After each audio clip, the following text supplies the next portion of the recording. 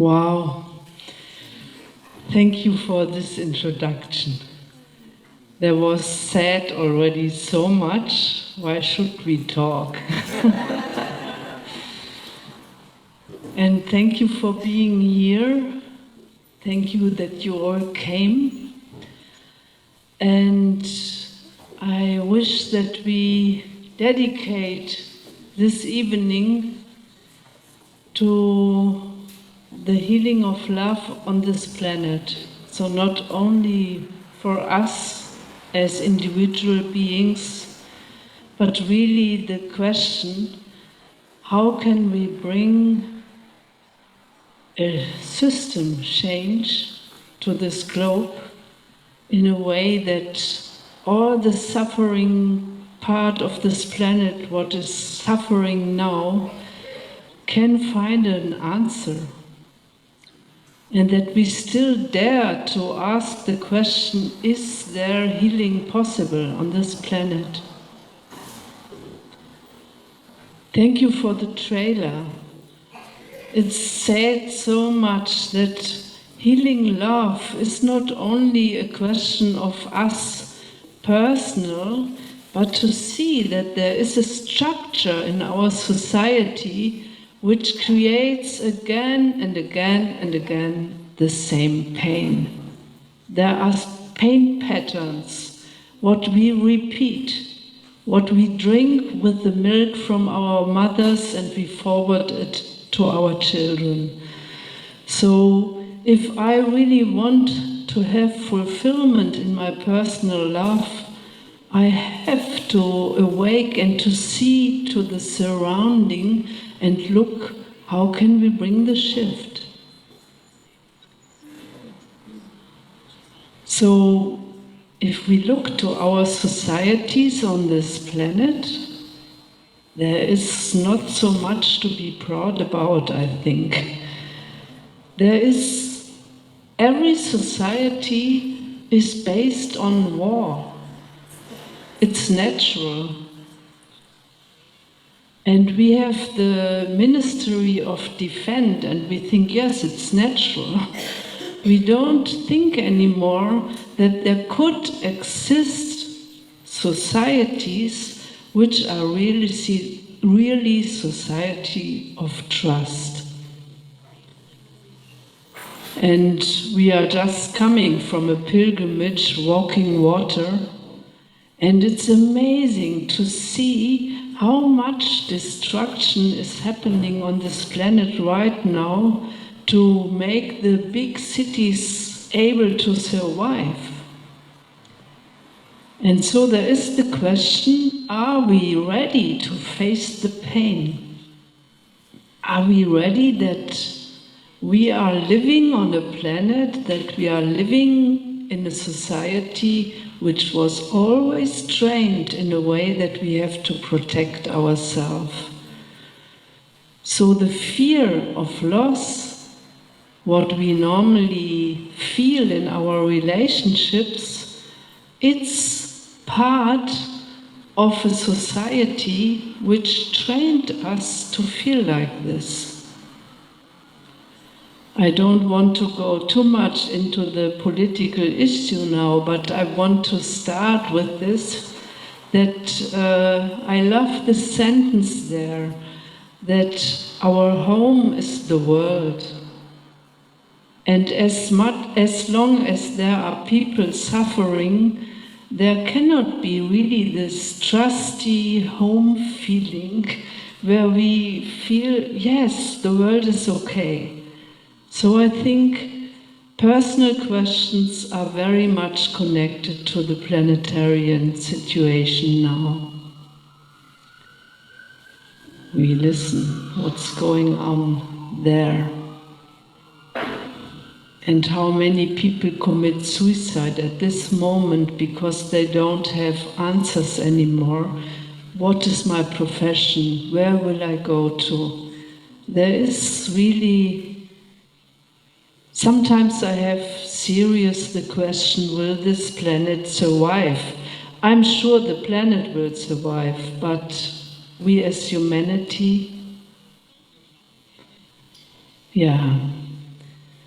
From this question of society, I come to the next part, and this for me is community. And if I use the word community, I don't mean the community as a city. I mean really community as a state of being. And we are, as human beings, natural by our nature, I would say, we are community beings.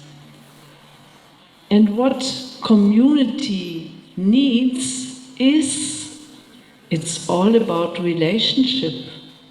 It's all about communication. So that I am able to speak here, even that I can't say who is me, is a miracle of community. That my heart is beating, that my liver is working. This is a system. It's amazing to look to the system of one human being and noticing that the whole globe is participating in this miracle that I can speak here. And this is for me the miracle of community, and we lost this. We lost the wisdom of community. I would say community is like the gold of this planet, and we have to rediscover the worth of this gold. Because if you only see gold, it's a stone. But we had to discover its worth. See, it has a worth. And so the community, for me, is the deepest treasure for healing.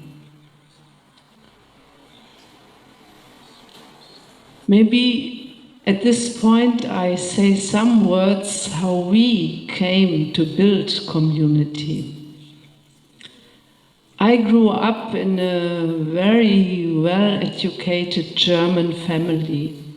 My father was conductor, my mother was a dancer, and I was in a protected home, I would say. Then I grew up and I started to be interested in politics, and I looked to this planet and I asked myself, what is going on here? Why is this possible? A bit like John told in the introduction. And then I heard of the Second World War, and it was for me like I couldn't believe, is this true? What is going on? And I started to ask the adults, my parents, many adults, how could this happen? And we as Germans had to face, we were perpetrators. I say we as a collective body. And then the most answers I received were, yes, we did not know. We did not know, but the children were in the same classroom. Why could they say we did not know? And I still remember when I wrote in my diary, if I am an adult, my children never should say that they received the answer from me, I did not know. I want to know what is going on. And then I started to see that there are all these family houses in the surrounding, and the families close their doors, and there is nothing where they are embedded. Then there comes the big society. And I asked myself, why? I have another longing, I want to live different. We were the so-called hippie generation. And for me, it started when I was 16 that I said, I want to show that another kind of life is possible. I want to show that we can live in a community, that we can share, that we can trust, that we can live together, and that our personal relationship is embedded in a next bigger vessel. And this kind of community I mean when I start to speak of community. Then I noticed, wow, if I take this serious, it's challenging.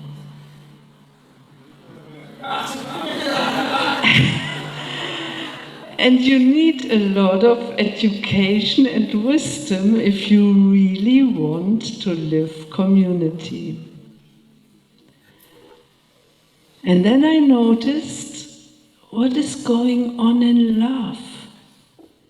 I fell in love when I was 16 and it was a real, beautiful, deep, deep love. And then I noticed that we started to close each other and the community around were becoming less. And then the situation came that my friend told me, look, I'm also interested in other women. I said, if I'm honest, for me it's the same.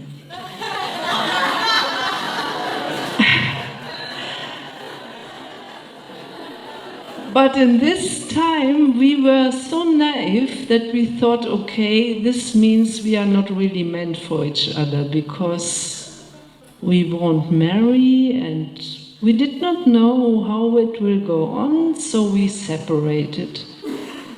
And I was so full of pain and I asked myself, why, God, where is love? How does love work? How can we make that we can stay faithful to each other? And in this time I made something like a vow and said, I want to do my research, how does community where truth and love is possible will work. Many years went on, I studied theology, and 1978 I came to know my beloved partner and co-founder of Tamara. He was one of the left-wing people, very engaged in the movement. He wrote the book Fear in Capitalism. Just to mention, he just finished a new book, Terra Nova. A very beautiful book, I think, and I recommend it warmly to you. So this man was traveling around to look for people who will found a community with him together. He and my friend Rainer Charlie Ehrenpreis I met when I was 16, and he met Dieter Doom. And he told, oh, I know there are women and she is quite interesting. She wants to build community. Dieter Doom said, let's go, let's visit her. And so they came together to my house.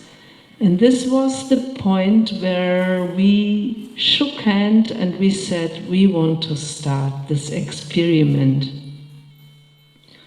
And the community was meant as a free university where we can study all aspects of life and live together. We started with around 12 people in a very small farmer's house. And we made open weekends, we invited people to come, and very, very quick we grew so that we were around 50 people. So we had to change the place to a bigger house, And even this was a one-family house. 50 people in one family house, a big one. A rich couple lived there before, with 2 children. And imagine 50 people together, we made something like a wow. We said we won't marry forever, but we will stay together for 3 years, and we want really to share things what you normally maybe don't share with others. So that we come to a certain kind of transparency. And then we were together all excited with big ideas, big visions, and we said, wow, yes, we will change the world, maybe 3 years, and we will heal our wounds. And after a while, community, and suddenly no one does like anybody else anymore. So you know what is going on in many houses. Everyone closed the door and shut, and sometimes we meet in the kitchen with bad mood, yeah. But here we had to work on. And so we had to find and to create methods. What does help us to face the pain body? And there we noticed this deep, deep core, the wounds of love. That we all have this kind of fear of loss. It's inside of us because of the community. There is a collective pain body in every society, and this we carry in our personal ego. And so if someone comes closer at a point where I once felt hurted, at once we start to defend ourselves. And so we play our games, we are kind and friendly to each other, but in the background, war starts, fight starts. And we developed forms of communication where we tried to express also this kind without hurting each other. And I think this was the time when the real basic of solidarity and trust started in the community in these 3 years. And I would say nothing human is as strange anymore. We discovered that the point where we say they, the others outside, it's us. So, the big change, what we expect in society or at other places, has to happen inside of us. And to find the work that we are really able to love. These 3 years were the basic, what brought us on a level where we could say now we can start the bigger dream. And Dieter Doom was in this time very often carrying the vision. And if anybody in this room wants to start community, I would say this is one of the core secrets. Find a common vision. The vision is like a planetarian energy which nourishes you even if there are points where you are wounded.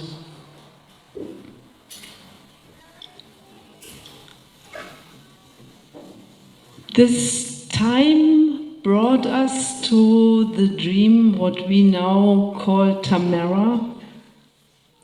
Tamara is a place in Portugal, in southern Portugal, where we have 200 hectares of land and where we created something like a research center where we say, on all levels, we want to figure out how is truth possible and how can we come back to the memory where we all know about the healed vision, the healed part of community. For me, it's like a seed.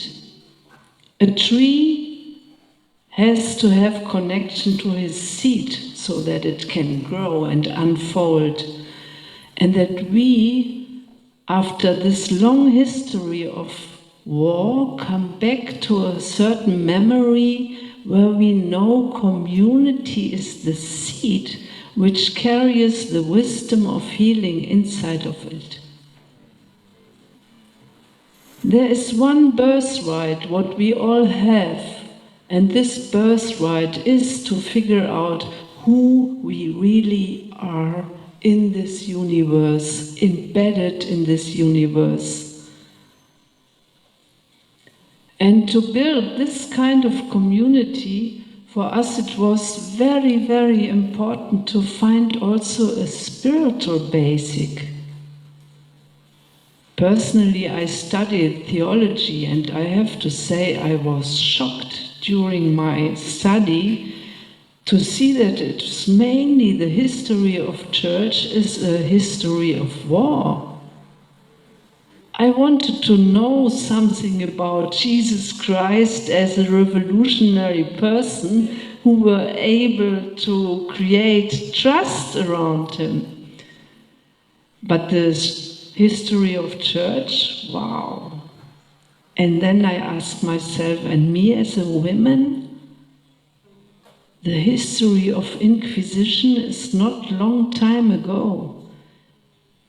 And then why? What happened?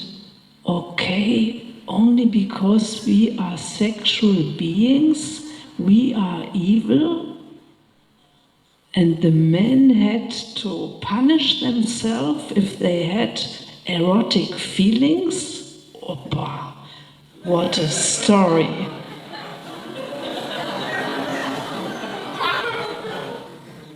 And then Christ was born from a so-called, what is the English name? Immaculate Conception. Yeah, you know the word. So I thought, why is it that in this room I think there is nobody which was not created through sexual encounters? Why is it that there is no word about it in the holy books? Isn't this the most sacred miracle? A man and a woman make love and then a child comes out of it? It's amazing. And so I come from the community building part, and if I speak of community, I not mean only the community between us human beings, I mean community with all invisible beings too, with plants, with animals. We are one family, and we can learn to come back to a real encounter of trust.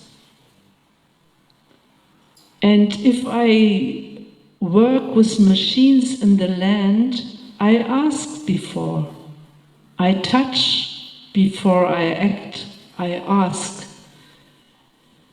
And then it was more and more obvious that the main wound why community doesn't exist anymore is the sexual part.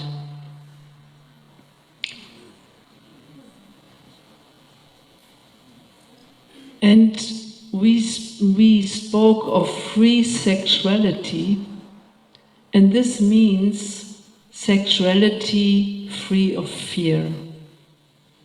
And this means to become able to trust again on a level that we can tell the truth to each other. And then I discovered more and more deep how there is separation. There is one point where we all have a deep longing for partnership. It's natural, I think. It's deep inside of us. It's not a question whether we are homosexual or bisexual or whatever, but this partnership longing is deep. This hope for faithfulness, hope that we won't leave each other. But because we carry all the same wound, there is this kind of fear of loss. And so it guides so often in deep relationships, which starts with a big energy. Shortly after, there is the disaster of jealousy. And Liz Taylor, she says it with so much power on the stage. She says, if my beloved partner goes to someone else, I will kill him. And this we normally think is normal in love. Sorry, I don't believe this. I think love is the opposite of jealousy. And jealousy is, as far as we all are wounded, natural, we can't suppress it. But we have to find forms of living together where we can heal this wound. As well as asthma doesn't belong to breathing, jealousy doesn't belong to love. And so we have to find ways, how can we come back to trust? And there are two opposites in this eros. There is on one side this deep longing of partnership, and for free love for sure can also mean I'm living monogam. I want this, I choose this, but truth I feel is important. Love with betraying, I have my big question marks. And if I look to our society, I don't know how it is here in the United States, but in Switzerland and Germany, so many couples are married, and the husband, in the night, he goes to the brothel, or he pays a woman and doesn't tell to his wife. This is normal. So, to create a society where this kind of betraying is not anymore necessary, and you can fulfill your partnership, and your partner can tell you if he has longings to open to other partners or other beings, needs a surrounding where you can share and where you can learn to share. So free love in a society where only marriage exists as an allowed form of love, this is challenging. And so we were called, how can we build new structures? And there the word structure comes in. We won't create pyramids or things like this, but to create structures where we learn to share truth. In Tamara, we had to develop really deep forms of forums work, we call it, with theater, with many different forms to be able to express also our shadow side without judging ourselves. This was really the core which brought the gold of community to us back. And just to, in short words, I'm living in partnership with my partner Dieter Doom now since between 30 or 40 years. I met him in 1978. And he is a man, he loves a lot of women. And I know this. And I'm a woman which likes the adventure of Eros. And this is not a contradiction to a deep, deep partnership if you learn to share about this. And now, after all the work and all these years, I can say with all my heart, if I know which kind of women he feels attracted to, I know it at once. And I see her, and in former times it would have the feeling, oh, I have to protect that they come together. This is the old kind of love, yeah. And so we come and close the doors. And now I can with my full heart say, please, if you like him, go for it. Because I know that this doesn't make Eros less, the opposite. Our Eros grew and grew and grew through the trusting level. So we are now more since 1978 together, and our Eros is growing. So I can tell you, yes, it is possible. But it needs the readiness to face the pain. And it needs the readiness to heal the wounds. And this no couple can do alone. It needs a surrounding, it needs an embedding. It needs deepening what we call building community. So I think my half hour is nearly done.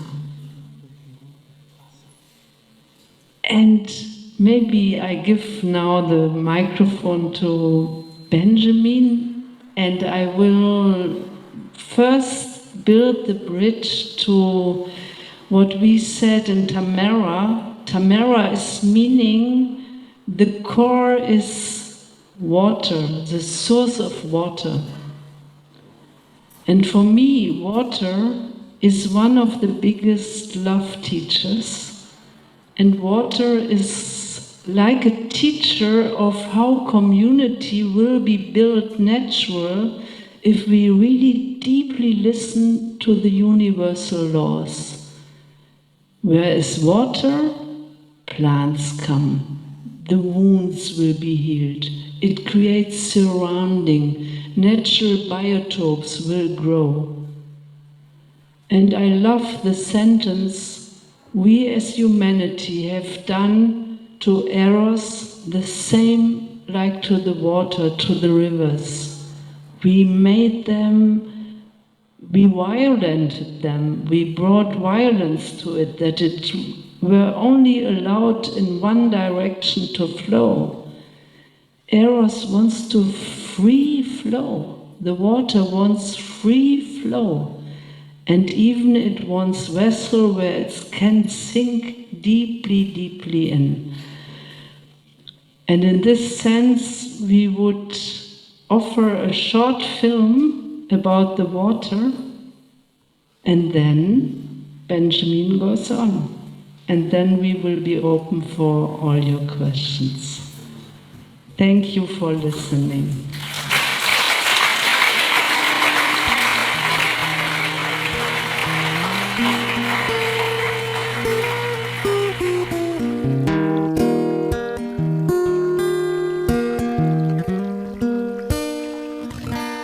Water is the key issue for the survival of humankind on this planet.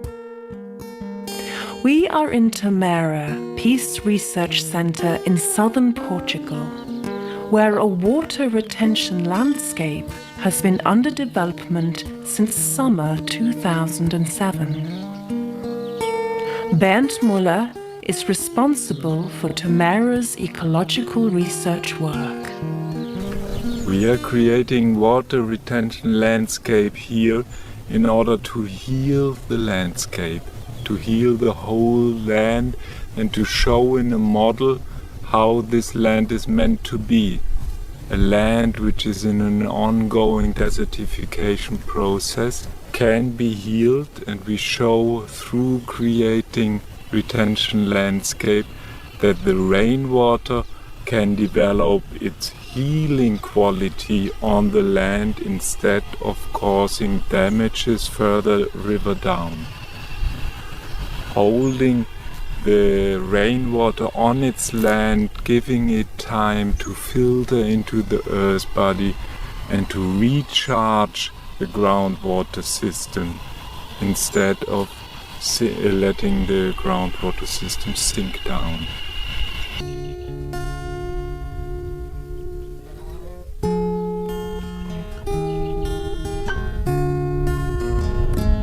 The water retention spaces have winding banks, shallow and deep zones, a diverse vegetation of water plants, and are built aligned to the prevailing wind direction.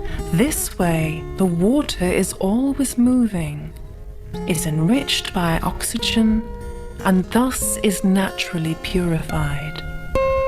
The water in a water retention landscape stays fresh and alive by itself.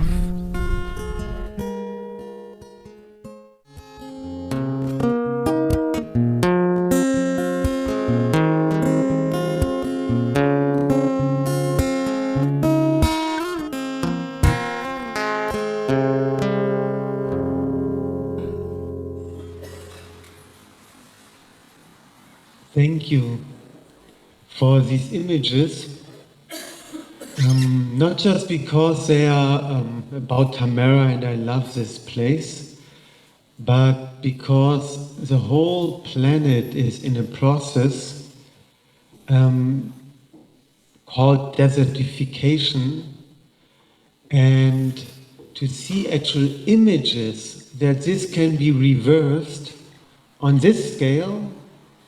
And there are images of China on a much larger scale, or India. It does something to the soul. And this little movement in the soul is actually a reminder or a hint how connected we are to the whole. So I give thanks for the possibility to heal water, be part of healing our relation to water. And I want to speak a little about the analogy of water, love and eros.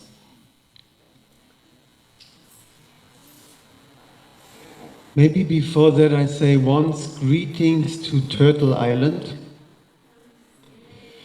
because I noticed that we are sitting here on this concrete layer in Berkeley, Oakland. Anyway, in the bay. And walking the land in California through the Owens Valley and feeling into it, there is a much older story to this land. And there's a much older story to its people. And part of healing our story is healing this past. And I don't mean it in an attached way of living in the past, but knowing and acknowledging it, the hurt of humanity. And there's this beautiful sentence that Sabine already mentioned. I think it is, "The world is my country." And this reminds me of a story that I actually only remembered a few weeks ago when I was a child, 11 or 12. In the school we had tasked to talk about historical issues, and I picked the native Indians. Boy, 11, 12 years old. This was adventurous. And I started to research it, and it was a history of war.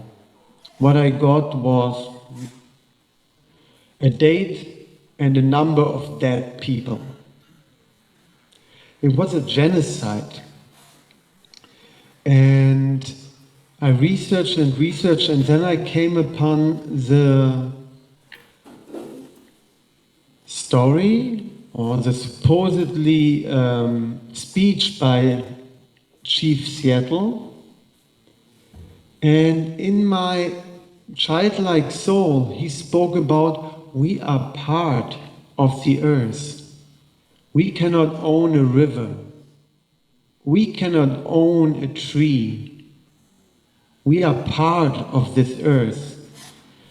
And I was so intrigued by this speech that I chose. I will not recollect or resemble for my paper or essay the story of war and death, but I will actually read this speech. And I read it, and this was my essay, and I read it, and then the bell rang, and the class, including the teacher, got up and kind of walked out on me. And I was shocked. And I name that because I believe in most everybody's life, there is a place where a point in time where we naturally remember how life is supposed to be for us, where we are connected to that. It might be the teenage years of revolution and rebel, but underneath there is a memory how we are meant to live. And I was shocked at that time, and then I kind of started to make my concessions with the schooling system and just my life, as we, I believe, more or less all do. But there's something in this story which connects it very deeply to love, and that is the illusion or the idea of possession. Because on one level, it's crazy enough that we think that we possess a tree or a country or any of this, but at the bottom line in the soul, the most crazy is to possess another person and call that love.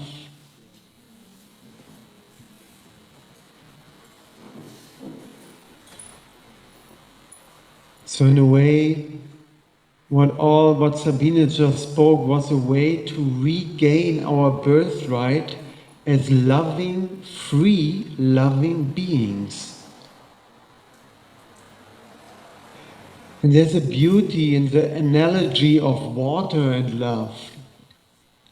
There are so many things that water can teach us.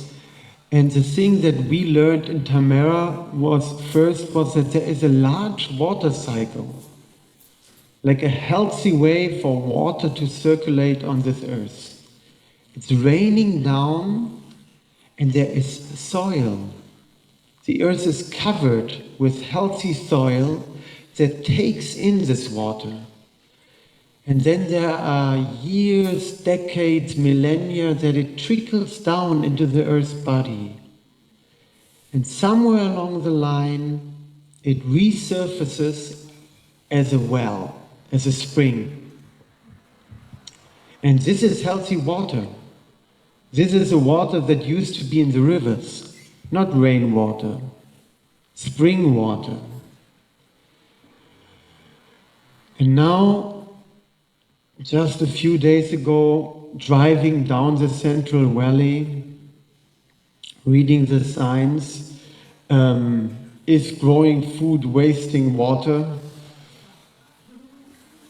And all of us sitting in the car, it was not just that our concept thought, well, this is really sad or terrifying. It was a whole body that reacts to that, to the wrong way how we handle water. And now if I look at love and eros, this deeply vital energy that different levels, different degrees, but pretty much it runs a good part of all our lives.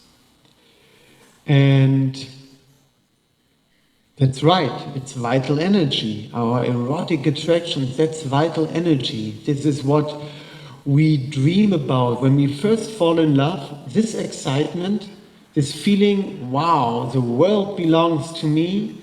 This is how it should be. This is how it is meant to be. In a way, falling in love is a model for love in general. Then, a few days after that, or a few weeks, whatever, how lucky you are, this changes. And it changes right into this paradigm of possession. And the catastrophe starts. Now, with water, as with eros, we kind of, for our fear of its wildness, its power, we kind of channeled it into straight channels where it is rushing down into the ocean. The earth is so compacted that it runs off into these channels. And it actually creates catastrophe with flooding, and we wonder, where is our source? And all I'm saying about water now, you can immediately, in your listening already, transfer it to eros.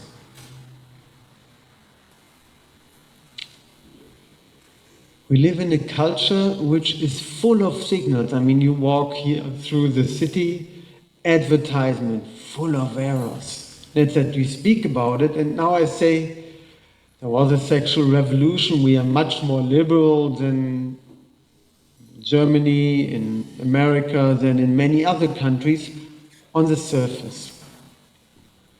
Regarding the deeper layers of eros and freedom, the wildness of the feminine, we are still pretty, how do you call that? Suppressed, thank you. And so we don't know the source anymore because our rivers are not nourished by source water anymore. Eros, as we are bombarded with these signals, is like this fast water running off the surface. It hits us and then it rushes on. The other model, where our life energy, our eros and our water is in natural rivers, it can meander, it can actually purify itself. Water is beauty and eros is beauty. If it can meander freely, it purifies itself. And actually, like a miracle, in very few kilometers downstream, you put poison in, some kilometers down, the earth manages to make pure water again. In my belief, this is the same with our life energy, with eros.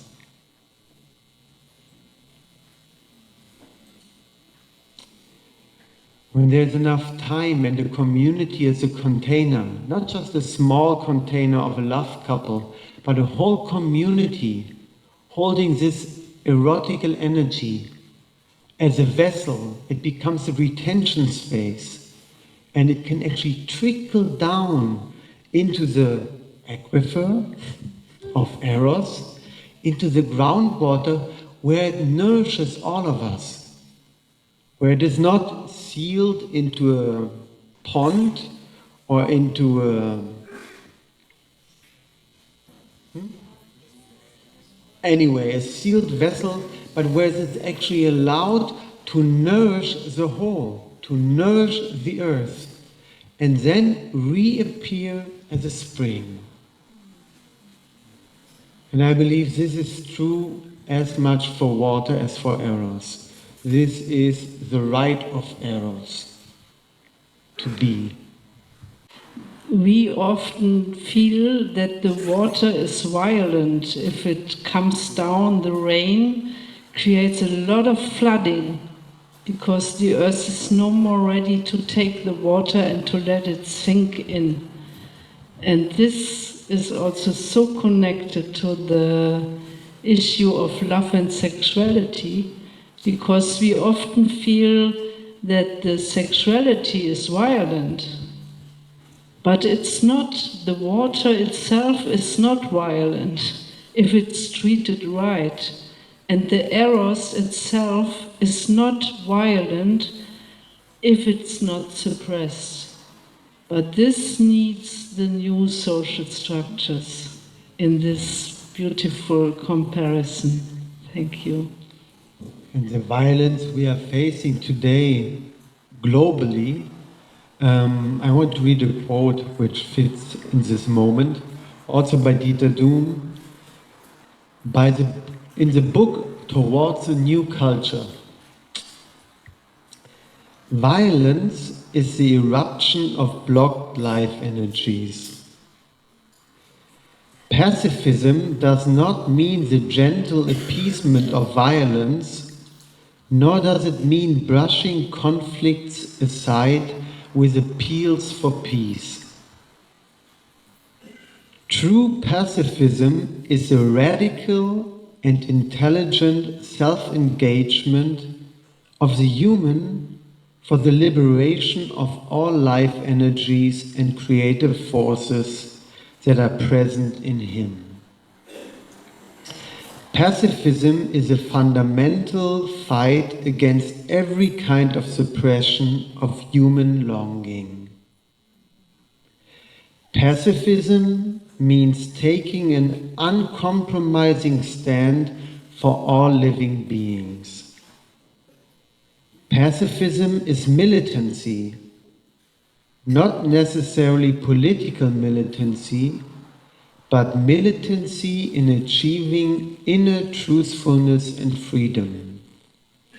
For pacifism is a reconciliation of the human with himself. Yeah, I love that quote because this takes us into the vision of freeing all life energy, of creating a society, a culture on earth where life energy, our erotical, our sexual energies are allowed to flow freely. And war is indeed an eruption of these blocked life energies. And here is for me one of the most important parts. Sabine said it a few times already. In the love school we will keep repeating it. Overcoming this suppression in our work is not mainly something of a hero's path to self-liberation and a spiritual path of freeing myself from these predicaments. But it is a collective task because the wound that we carry is collective. And even if we have a kind of a nice biography in a more or less nice family, we are deeply connected to the wound, the collective wound of humanity. And the craziness that we see on our planet right now, and it's really irrational. The way that we treat our planet is highly irrational. And it is not just by our own shortcomings, but it is really by a culture that has gone the wrong way for thousands of years. And the attempt to heal that only in personal therapy. Now I have to be careful.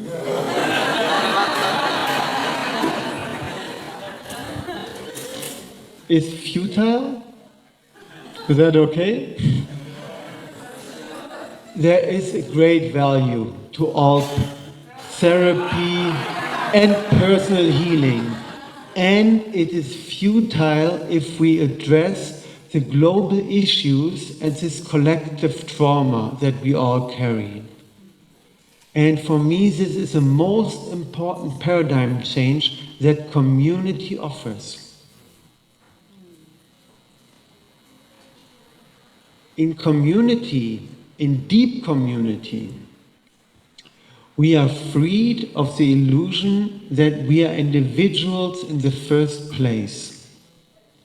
Tribal societies knew that all along, and we will not go back there, but I believe we live at a time where evolution really challenges us for this next level of the communal messiah, the communal being, where we are truly not separated by fear from each other anymore, and unfold the potential of each individual to the highest level because we are a healed collective. There is no contradiction between community and true individualism. Actually, in my experience, it's the other way around. We need community, we need a complex life system where we are who we are, where we get mirrors, reflections and support in an honest and truthful way for who we are. And this way we can unfold our gifts to the service and the well-being of the whole.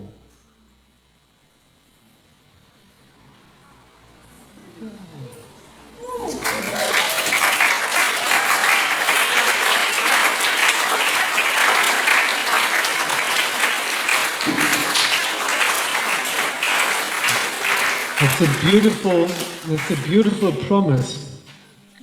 And there's something that dies in the process.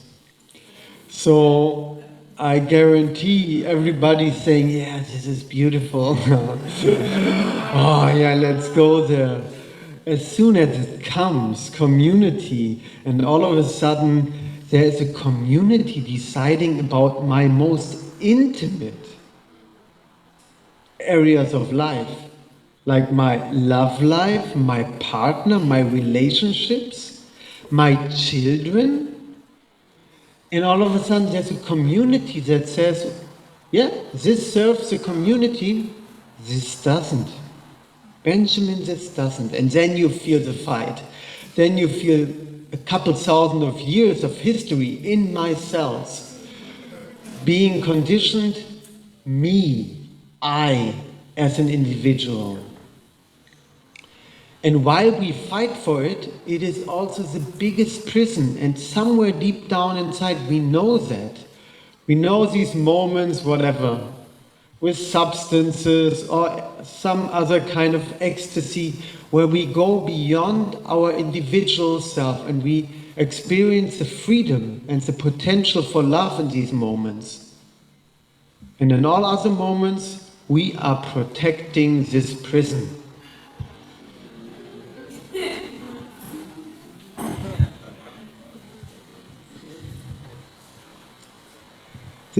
This is so strong that actually truth between people has become something very threatening. And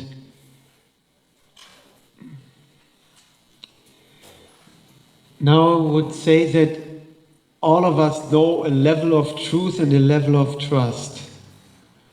And I can say for myself, I came to Tamara and I heard these ideas of truth and real trust, and I thought, oh yeah, great, let's go for that, I know it. And I do know it, and we all do know it, but there is quite a big layer of conditioning between this truth and trusting other people and ourselves. And it is consciousness work, because it is not the level where we know that we are egomaniacs or something. It is where we don't know it. And there comes the trick about community. one definition of a healing biotope community is that we give permission to other people to mirror us, to put up the mirror and reflect us back and feedback us all the time of what they see we are doing. And the trick of the trauma is that we are blind. In the place where we are traumatized, we are blind. And the therapist, we will sit there and he will actually put up this mirror as well. But then we come to a society where this mirror is not only not put up, it's forbidden. I mean, how often do we tell somebody when what he or she says is boring or offends us? And that's actually probably, I imagine, quite challenging for the Bay culture, which overall is highly friendly. So I say what we promote is a certain way of love, which I would call rough love. And you feel that when somebody becomes so important to you, you really love them, you start telling them what you think about them. Yeah. And it is painful in the beginning, but I hope all of you had some experiences where somebody just really gave you a mirror which was terrifying, where you wanted to run away. And then after some time, if you took it and you worked with it, the feeling of being truly seen, all of a sudden you notice, wow, this asshole, I was so angry. And now when I look at it, it was one of the few moments in my life where I felt truly seen and truly met. That is pretty far out, that we live in a society, in a culture where this is so rare and where we are so scared of that. In the love school we will go more into how we practice love, but first the larger story is to heal this paradigm. I think I have one more thought, which is pretty conceptual, and it widens the idea of Tamara and a community. Sabine said, community is not just the place and the people we live, but it's a universal principle. At the same time, to live with that universal principle again, what we as humans need, from my perspective, is training communities. Because there's something where we can commune in the beauty of nature. There's a waterfall, butterflies, some birds chirping away, and we feel so connected with the whole, full of love, overflowing.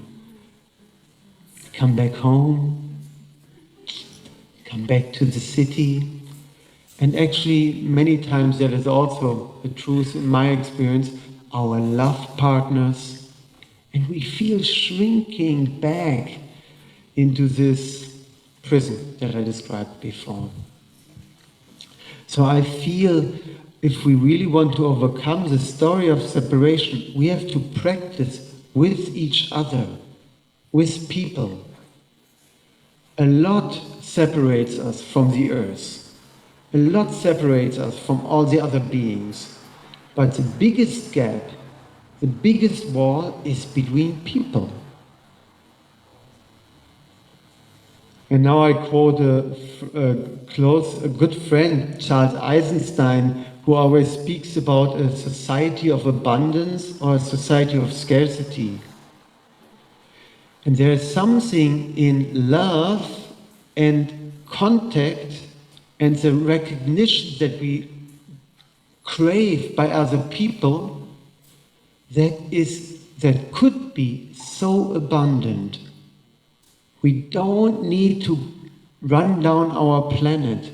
The resource is ourselves with each other, giving us each other the attention, the appreciation, the rough love, that we really feel seen and met, can actually fix a culture of scarcity where we all feel that we don't get enough, where we feel that we lose our love if our love partner also is interested in other people, to a true culture of abundance, because we can give this to each other. We can gift this to each other. Yeah, so healing biotopes, in a way, they are practices for overcoming this story of separation. And it is not about Tamara or one or two communities. It is about creating a model. One more time I come to the founding thoughts where I wasn't present in this project, but when I got there, this is what turned me on the most. It was a political project. It wasn't a community to say, okay, how do we create a communal space now where we feel good and where we heal?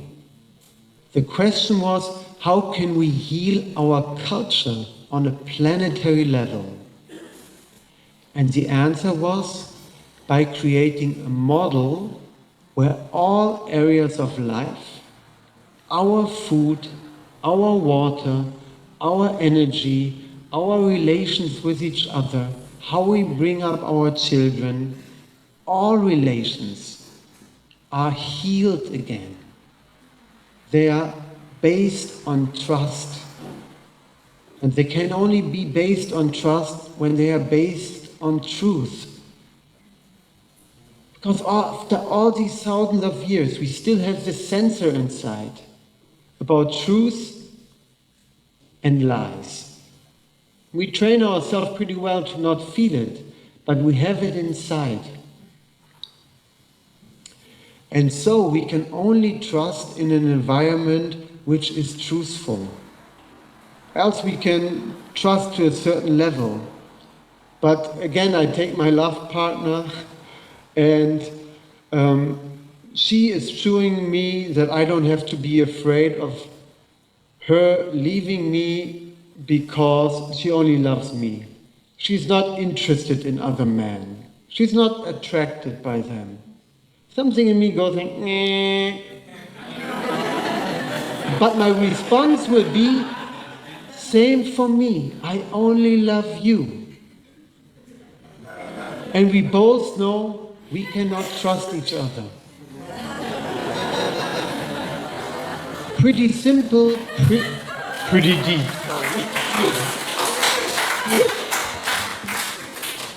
Yeah. And in a way, these healing biotopes are really models, and they are created by seeing the state of humanity where we are in and trying to create a universal answer where our whole society, our culture is a love-based one, all the way down to the depths, the roots, where we as plants can reach the groundwater of pure love, pure water, and pure life energy. That is part of the vision. Thank you.